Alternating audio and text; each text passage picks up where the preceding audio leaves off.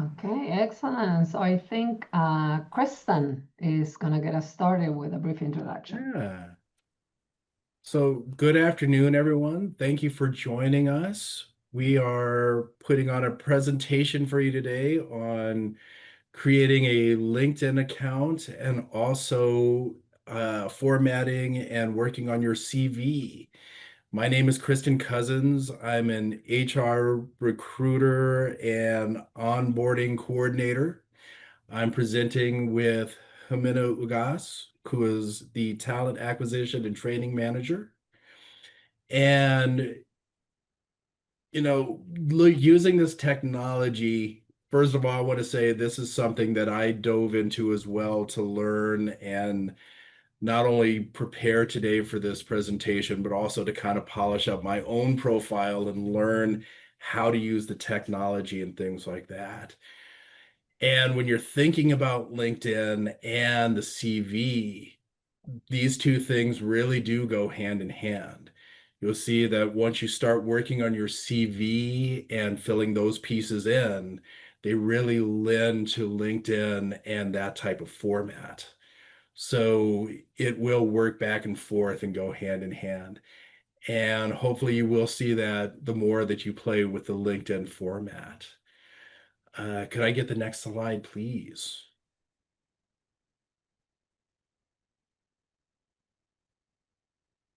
All right. So why use LinkedIn? So LinkedIn is specifically designed with networking in mind and the purpose of creating relationships.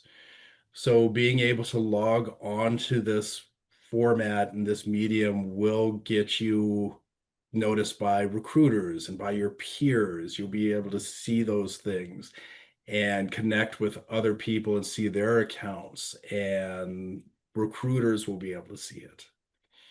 LinkedIn is an opportunity to showcase your skills and your abilities in a dynamic medium.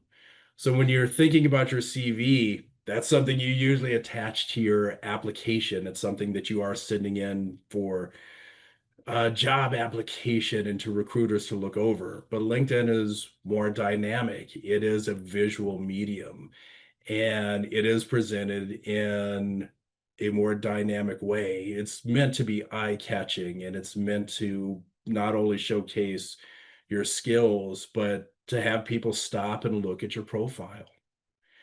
So, as a recruitment tool, you are becoming more visible to recruiters and to your peers, and it is on a greater scale. More people are going to see it. And if you take a deeper dive into LinkedIn and you have a premium account, which there is some fees and plans involved, if you choose to do a premium account, you will have more options. So you'll have things like being able to touch base with recruiters through InMail, or you can even have AI look at your CV or your job summary or things like that and offer you suggestions on how to make your descriptions and your CV stronger. And it will give you more access to trainings. So you will get unlimited access to being able to build better LinkedIn accounts on networking and other things that will help you really use this medium. All right. And next slide, please. So we're really going over the basics. This really is just setting up a LinkedIn account today. So what you'll need is a valid email address and basic personal information. And first, what we'll do is go to linkedin.com. And if I could get the next slide. And you'll see that sign in button right there in the right corner. And that's what you'll click onto. You'll see the screen and click in to create your account. All right, the next slide. And all you need first is your first and last name. I recommend using your full first and last name to create your account. All right, next slide. Next, you'll be using your current email address and creating a password. You want to create a strong password, but of course, something that you'll remember.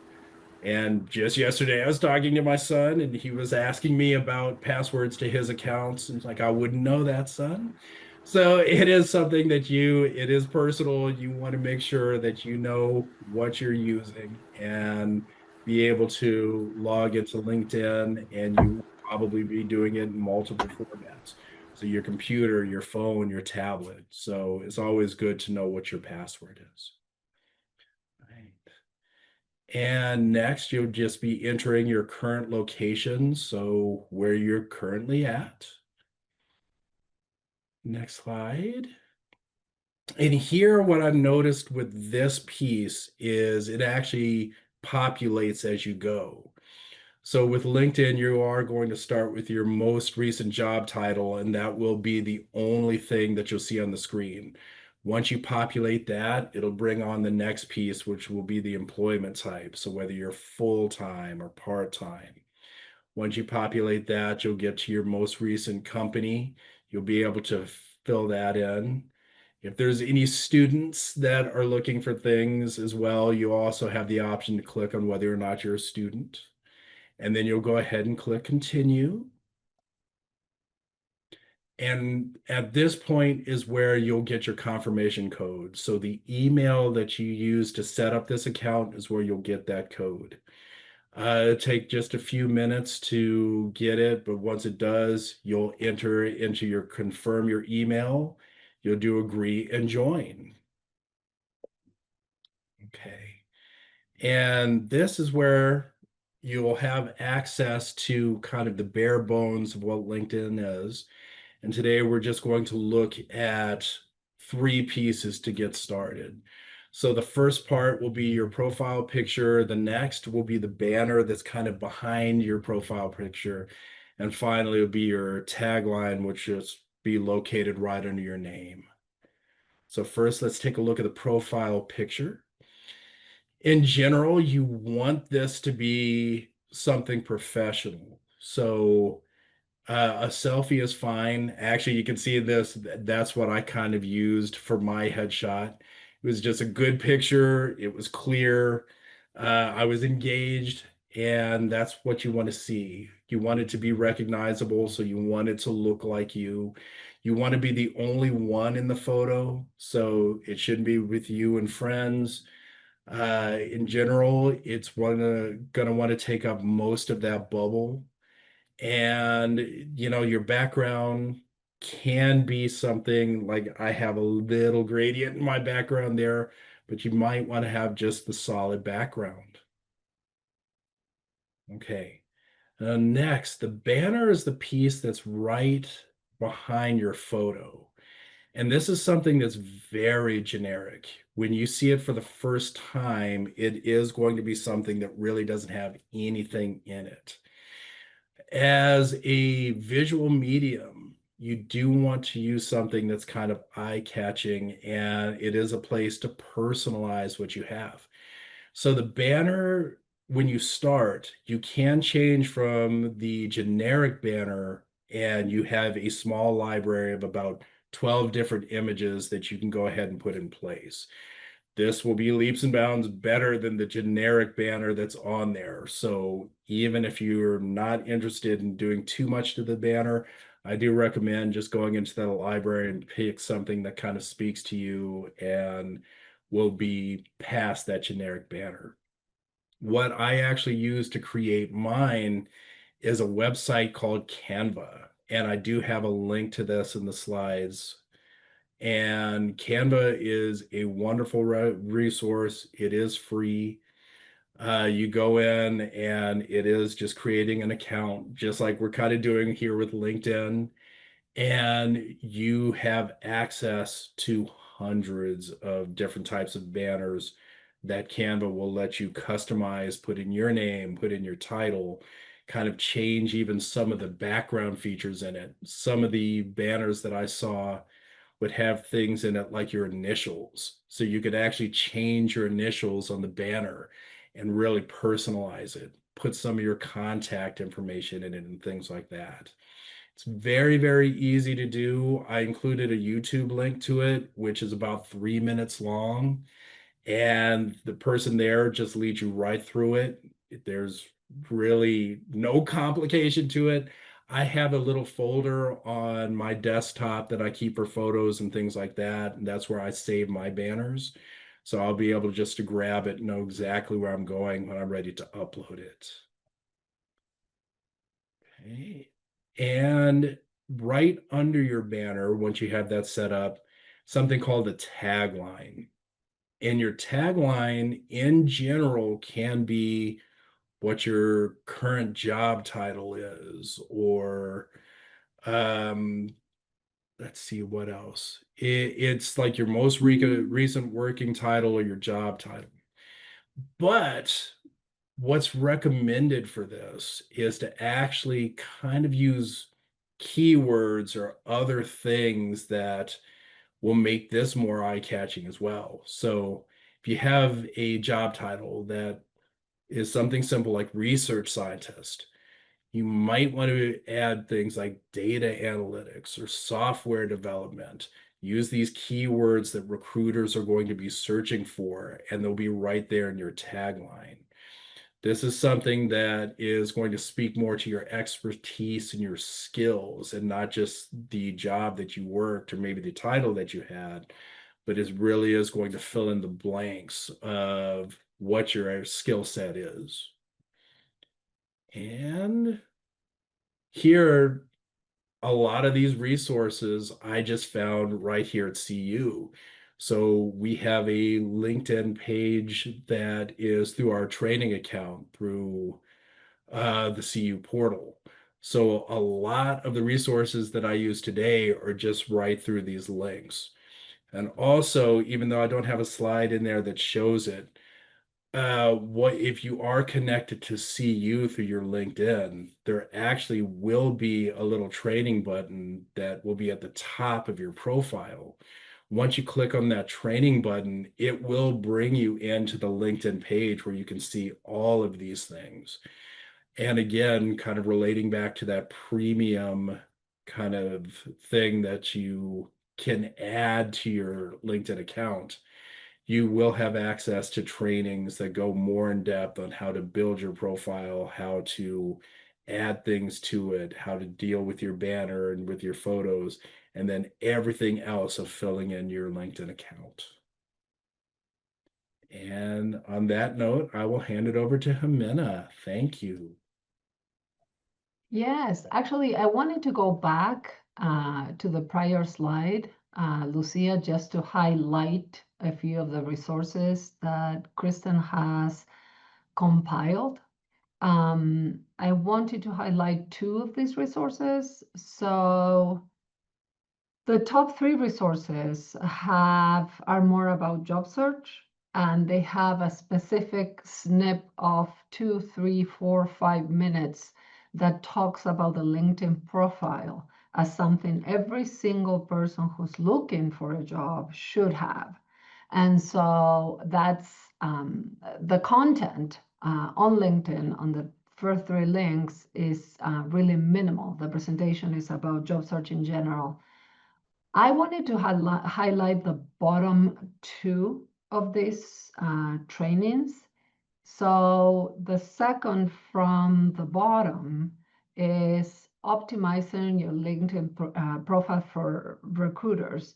And specifically, it is a person who is, extremely knowledgeable of how to maximize the tricks, the messaging, the network online with the recruiters who are the ones that are going to give your CV to the hiring manager and put you at the top of the pile, right? And so this ties into what Kristen was saying, the picture, the banner, the tagline. If I am looking for someone who is an expert in AI and machine learning, and I see the title research scientist, that may not say anything to me. So what we want to do is, if we're looking for a job, is that we want a recruiter to spend those 6 to 10 seconds that it is estimated they give, to in terms of attention to our LinkedIn profile, and see the words AI, machine learning, data scientist, data analytics, Python, rather than a title such as research scientist that outside the universities may not mean anything. So the optimizing your LinkedIn for recruiters explains the day of the recruiter, the incredible rhythm at which they work, and the reason why you might be ghosted over and over and over. And that means when a recruiter reaches out to us, we are interested, and they may not even respond after you said, yeah, thank you, I'm interested, I would like to talk to you. Or it may be the reason why you may never get a call to begin with. So if you are embarking in a job search, this is a fantastic short training to watch, because it will give you a lot of tips on how to grab the recruiter's attention, things that we have never thought about for those of us who are not constantly on LinkedIn. The bottom training is outstanding. It's just that, quick tips, and it's about maybe 25 tips on how to do different things on LinkedIn. For example, your banner. For example, finding your alumni from the same school that you went to. For example, joining a group for environmental science. Writing a thank you note, connecting to someone, asking for a recommendation, asking for an endorsement. So if you're going to watch anything from this list, I would say the bottom one. If you're looking for a job, I would say the 2 bottom ones. So are there any questions regarding the technical aspects that Kristen has reviewed? And of course, you can reach out to us one-on-one. We can sit with you. We can help you build these pages too. There are no questions in the chat. Okay, already. So now, yes, we can go to the next slide. And I am going to start talking about just general tips and recommendation for a job search, right? So we all know that the market is extremely hard right now, given that companies are being very conservative. They don't know what is going to happen regarding the economy. We have a lot of hiring freezes, not only on universities, but throughout the country, given that uncertainty. And we also have a lot of people from federal jobs that have been laid off, right? And so what is important in this kind of environment is that before embarking on something as time consuming and emotionally draining activity as looking for a job is to have a strategy, right? And so if you're going to embark in looking for a job, and this presentation is also offered for people who may have been laid off, let's look at what was your job at Ceres. And you might have worked in a position on environmental sciences. And that is, a little bit complicated right now just because of the amount of layoffs that are happening when it comes to research scientists, specifically within the environmental field. So I have to think about how may that translate into a different type of position, for example, in the private sector, right? And a lot of I would say all companies have to do sustainability reporting. So one example would be that I could use my data analytics skills for a job that has to do with sustainability reporting. So we have to focus on skills And the name of the game is transferable skills right now, given the environment. So if I were, to embark on a job search right now, I would first identify, okay, what do I want to do? I know that sustainability is a prominent department in most large companies. So maybe I want to type into LinkedIn, do a search within jobs, and just type in sustainability. And that last presentation that Kristen listed is going to show you how to look, for example, at all the companies that may have a strong focus on sustainability within the metro area. So you can do that kind of search, and it's really simple, okay? And so what do I do once I have the position description in front of me? I identify keywords and skills, and that's going to be my main focus. Not so much to name, my 20, 25 publications in top journals, but to say you need someone to analyze this type of data. I've been doing that for the last 20 years. The data may have been in oceans and fishery, but the data skill or the data analytics skill is still extremely relevant. So that's what we have to do. We have to do a match of skills between the positions or the group of positions that we're targeting and our skills. Okay. Alrighty, so that was just an example, sustainability reporting. You may just focus on data scientist, okay? Alrighty, so referrals. We have a much larger possibility of getting spoken to by the recruiter and then possibly the hiring manager, but first we need to get to the recruiter if we have a referral. So a referral is put in, all large companies have referral programs. And actually, people are interested in referring you, not only because they know you and you will be a great addition to the company, not only because they're your friend and they know you're unemployed, but also because they get money. There is a monetary contribution if the person is hired and they stay, let's say, 6 months, a year, 2 months. It depends on the company. So it is estimated that close to 50 to 80% of all new hires come through some type of referral. I sincerely believe 80% is a much closer estimation. And although they constitute less than 10% of the pool, so there are, the majority of the people are not getting a callback. About 3% of the people who apply to a position get hired.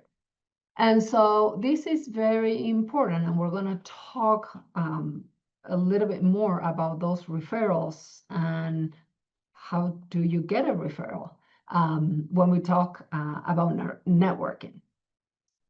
Okay, so when I'm talking about skills, I talked a lot about machine learning, data analytics. I talk about AI. Those are the obvious traits, skills, abilities, knowledge that people are looking for. But there are other key skills that cross over throughout all fields, throughout all companies.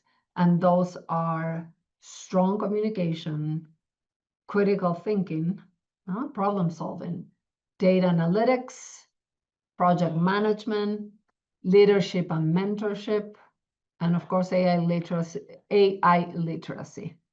And so, great, but I never been a project manager. What can you do about that? Well, we have Coursera, we have LinkedIn Learning. There are a lot of platforms that CU makes available to us that are for free. If you no longer have access to this platform, then you can consider if a membership is worth it. But if you have the desire to do a certification in any of these fields, that is something that you can embark on for the next 6 months. And you can email me and I can give you tips on costs or where to find some of these courses, and also consult with our training partners in Central CU, which get these questions asked about training every single day. But you've been a supervisor, you've been part of the mentor program. That should all be both in your LinkedIn and your CV. Those are skills that everyone is looking for. Everyone wants a leader, everyone wants a mentor besides the person who has the technical skills. Okay. Now, if you're embarking in a job search, can you consider temporary work until things change so as to fill a gap? It doesn't have to be, a position that you have forever, but you may be able to do contract work if you can get, for example, health insurance through a different venue, the market, the open market, a partner, then you may be able to consider contract work as well that has a higher hourly pay rate.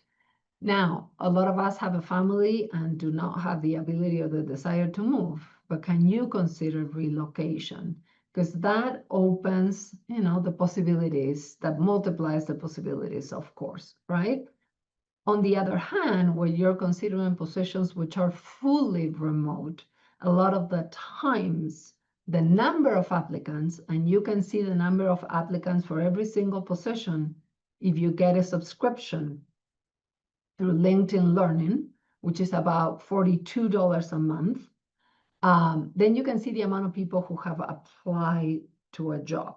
And sometimes it is 2,000. Sometimes it is 60 after a month.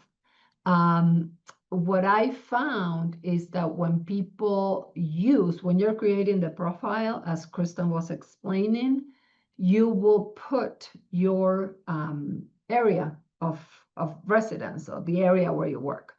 But also when you are asking LinkedIn or Glassdoor or Indeed, these are the main platforms, to send you jobs that match, for example, the category of artificial intelligence and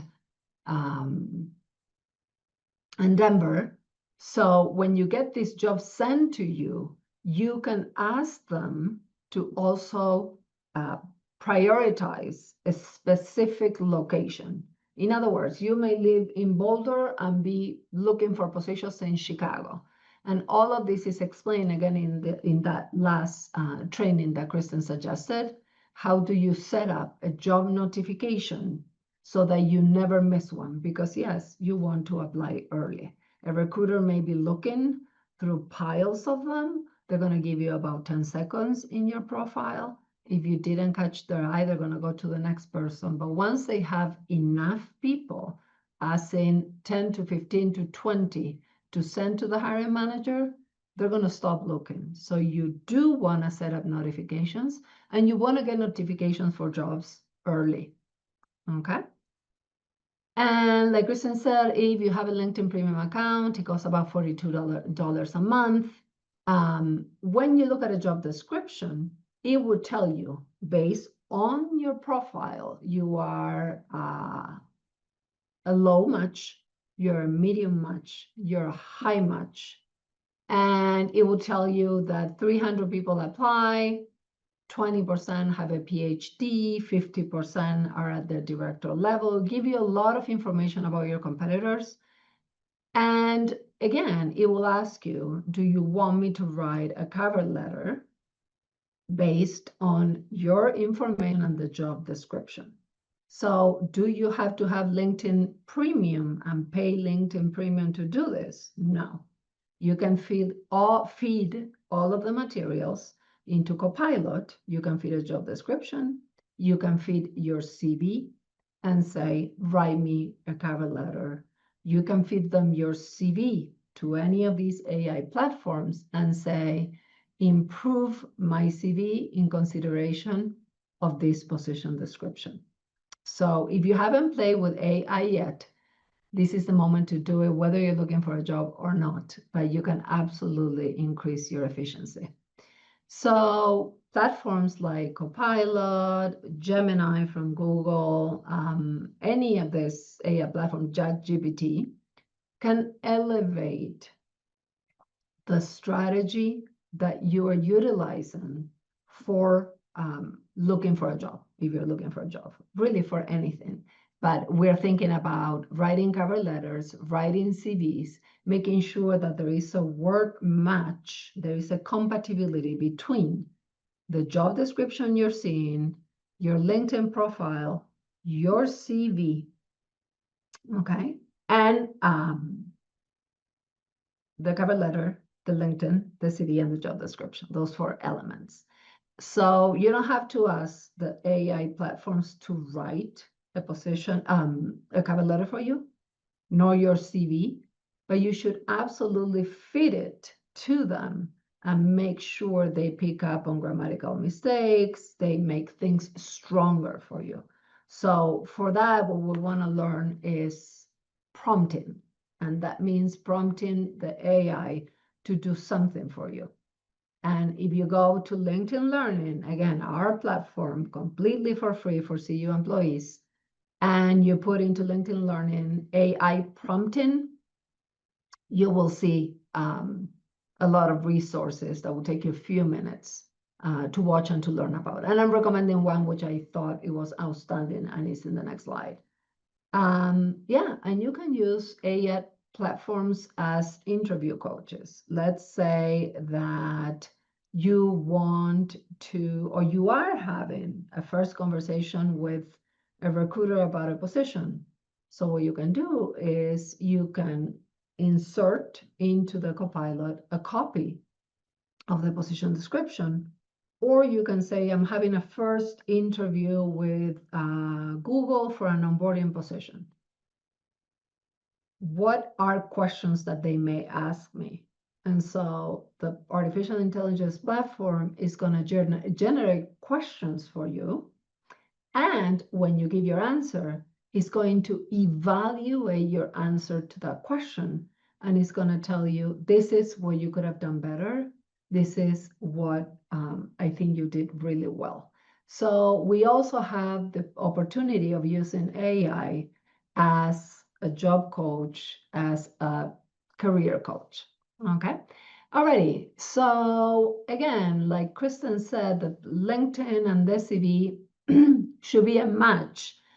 And we may have a strategy. That's what we started with at the beginning of the job search. That is just to focus on data analytics position. So I'm going to tailor my CV for the next 6 months for that search. Okay. And so I'm going to be focused on data analyst positions. My LinkedIn profile is going to say I'm a data analyst, and my CV is going to say I'm a data analyst, and this is what I'm applying to. If that doesn't work in the future, I could change and focus on being a researcher and apply to multiple faculty or similar positions at a university. If you have both, you're a researcher and you're a data analyst. But the documents need to match. You need to be the same person on LinkedIn that you are on your CV. And I have attached here, these slides are going to be shared with you after we're going to process the recording and share the slides and send you, I have your names, we'll send you all the information so you have it all together. I have a basic template, and basically the template is going to list the following elements. So a summary. So what, in 2-3 sentences, how much experience do you have? What are you looking for, right? So I could say, I'm a talent acquisition and training manager with 20 years of experience in recruitment, onboarding, and professional development, okay? And my key skills are HR technology and strong communication skills. So for skills, following your summary, and that goes hand in hand with the About section and the tagline of your LinkedIn account, you want a section of skills and core competencies. So the summary in your CV is the same as the About section in your LinkedIn profile. And the skills or core competencies are going to match the skills section on your LinkedIn. And you want to list those. So when the recruiter looks at them, if they're looking for someone that has, I don't know, Python and communication, oh, let's change. Let's say you're doing marketing. They're looking for someone who has digital technologies and Adobe Acrobat Pro and video editing and media and different tools that are common. Then you're going to have them listed so that they continue to show an interest in your CV and your profile. And remember, you only have a few seconds until you convince them that yes, you can be part of the good pile, okay? In the experience section, it's going to be repeated in LinkedIn.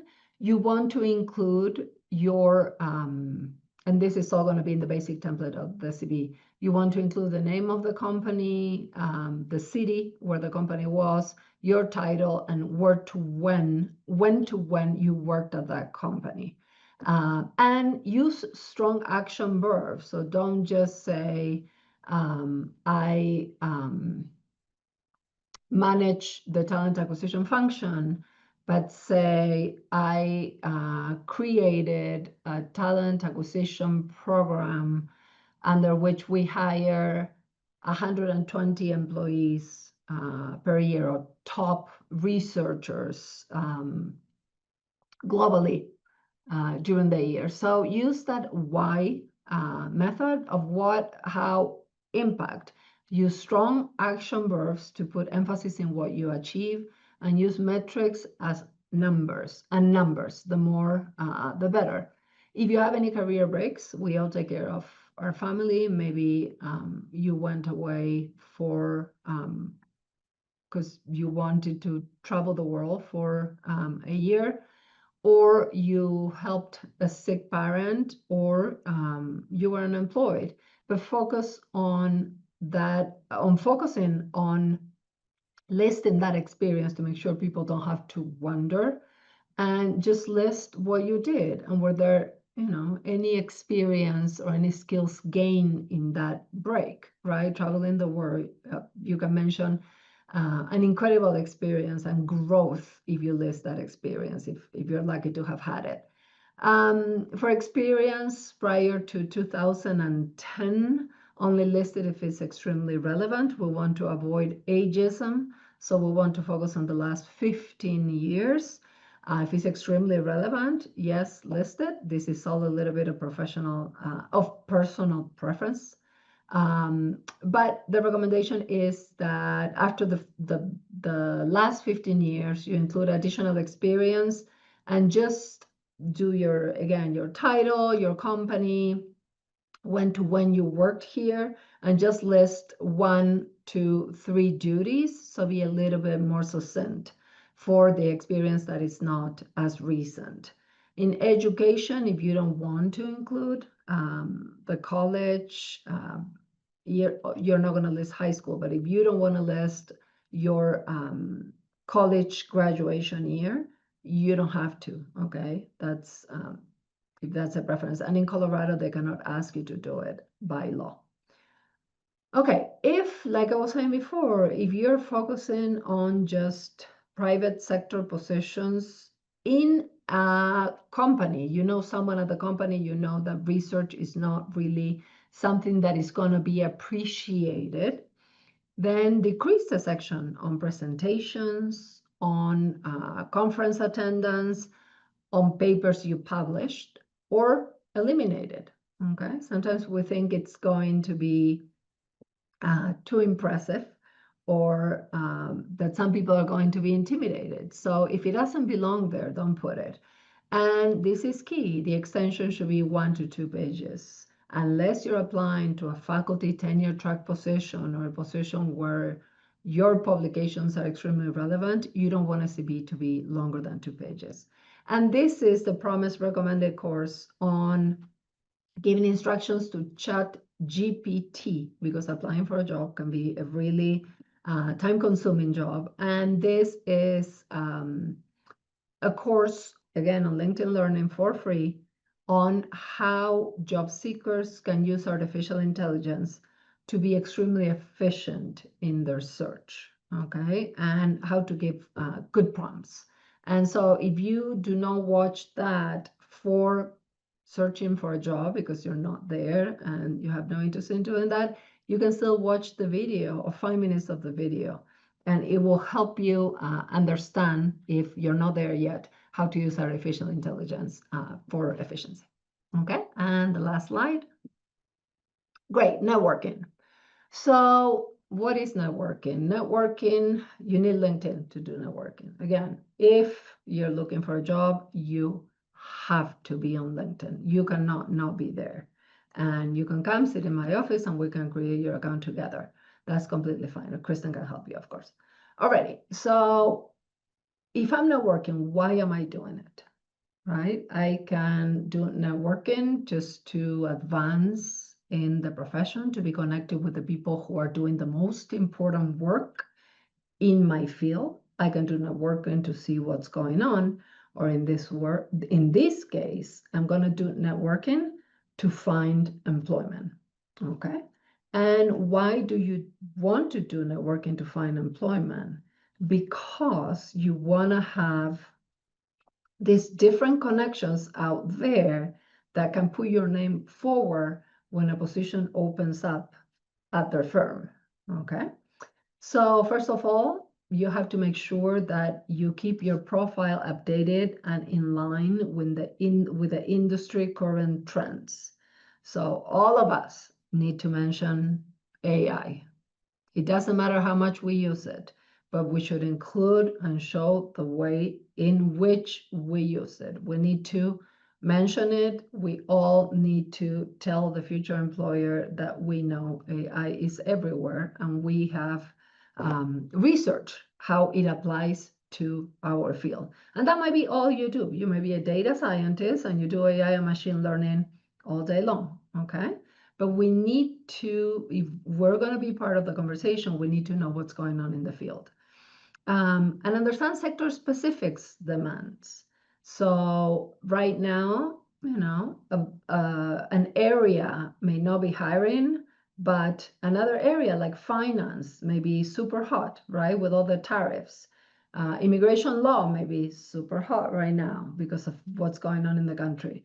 And so you have to learn what the demands are. Why am I mentioning to you finance?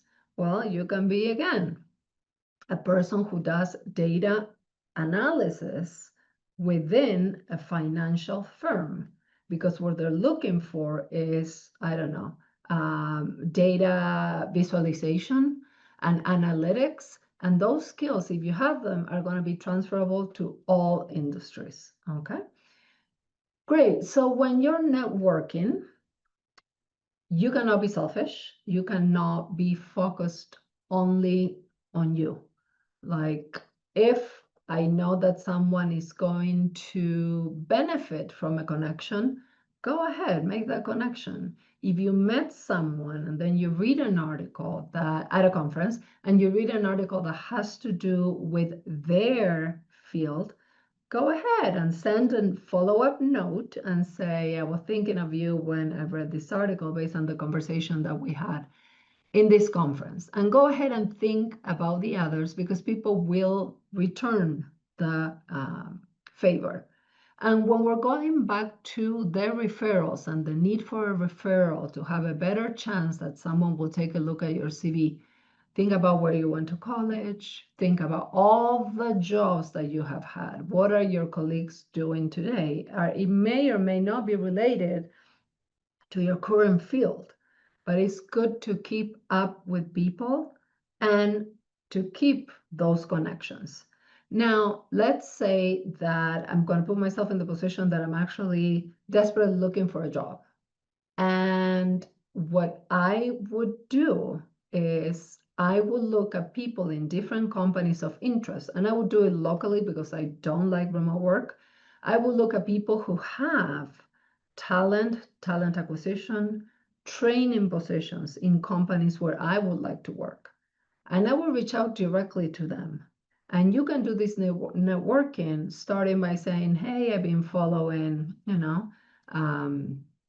General Electric, and I know that you guys are doing medical devices. I'm super interested in your mission. And I know that you guys are not hiring, but I'm wondering if you would agree to a 10-minute conversation with me. And that's what the LinkedIn experts say, that it is hard to say no to a virtual phone 10-minute conversation where you can discuss the company. Or you may reach out to someone who's doing data management for a company that you would love to work for. You can invite that person to lunch or for coffee, obviously pay for their lunch or their coffee, and talk to them and have them talk about them, what they do, and what it is like to work for a company like that. The majority of the people are going to say no, and they're not going to respond to you. But 1 out of 20 may say yes, and you may have made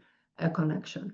But always keep working on that network because it's something that you want to have ready just in case at some point you need it. Now, if you have the LinkedIn Premium, I'm talking about a person who's looking for a job.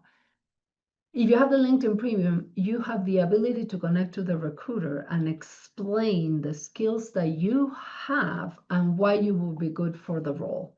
And of course, this should not be something far-fetched, but for example, it should be transferable skills that the person is not obvious to them that you could make that jump, and there's not a skill gap, it's just an industry gap.